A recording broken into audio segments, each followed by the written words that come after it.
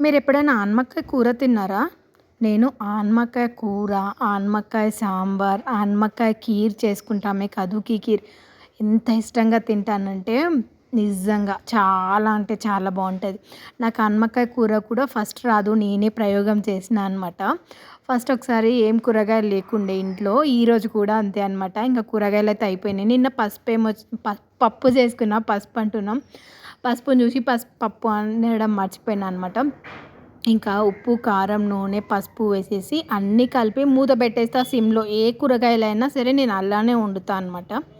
ఒక 15 minutes, 20 minutes లోపల కూర అయితే మంచిగా ఉడికిపోతది. ఈ కూర కూడా అలానే ట్రై చేసిన. ఒక్కసారి ట్రై చేసినందుకు ఈ కూరకి నేను ఫిదా అయిపోయినా అనమాట. ఆలుగడ్డ కూర మనం ఎంత ఇష్టంగా తింటామో, ఈ కూర కూడా అంత ఇష్టంగా తింటాం. అంత బావుంటది. చెప్పొద్దు మరి. సబ్స్క్రైబ్ చేసుకోవడం మర్చిపోకండే.